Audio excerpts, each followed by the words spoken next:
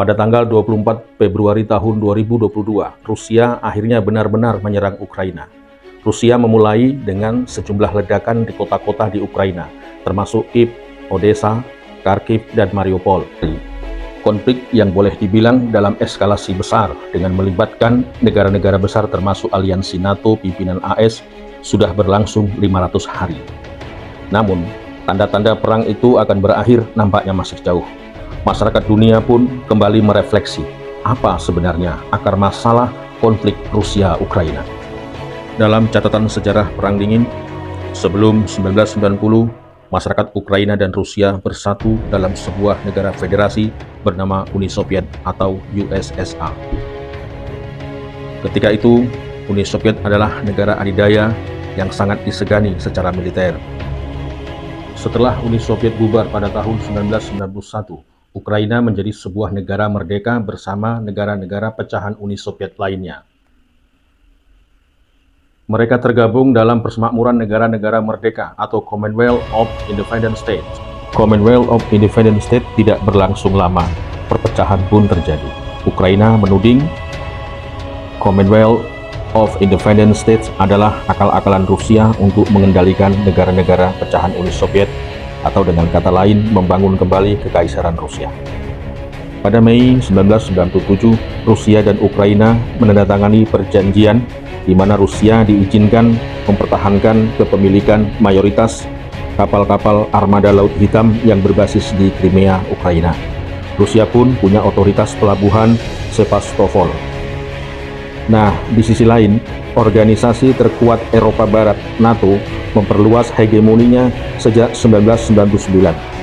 Rusia menganggap perluasan NATO ke wilayah bekas Uni Soviet seperti Estonia, Latvia, dan Lithuania adalah ancaman bagi Rusia, terlebih-lebih setelah NATO menempatkan peralatan militer ketiga negara itu.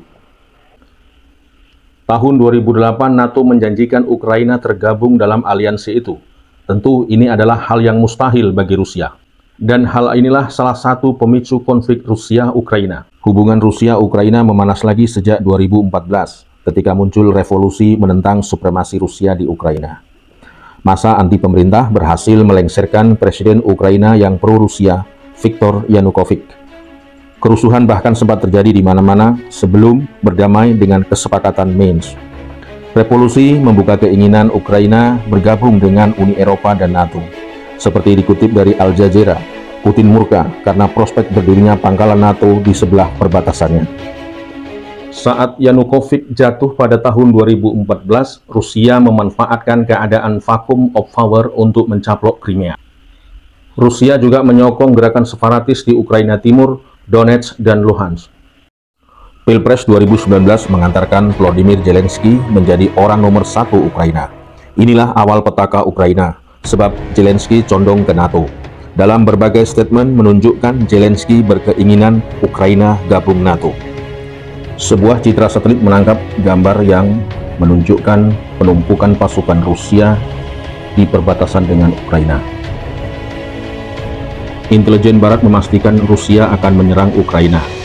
Segera setelah pernyataan intelijen Barat itu, Presiden Amerika Serikat Joe Biden mengancam Rusia akan memberi sanksi berlapis kepada Rusia, sanksi ekonomi yang akan membuat Rusia lumpuh. Para pemimpin Eropa, Presiden Prancis Emmanuel Macron, Presiden Turki Recep Tayyip Erdogan juga turun gunung melakukan negosiasi antara keduanya.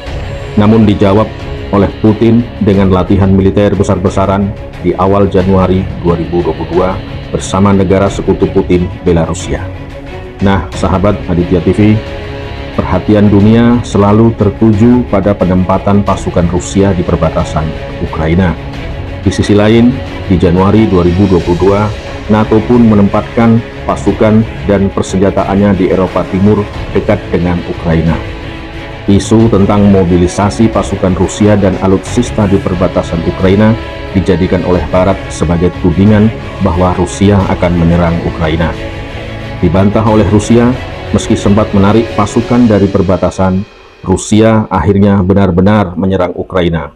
Presiden Vladimir Putin mengumumkan hal itu secara resmi sejak 24 Februari 2022. Nah, itulah kronologis konflik Rusia-Ukraina. Masyarakat dunia tentu tak ingin perang ini semakin meluas.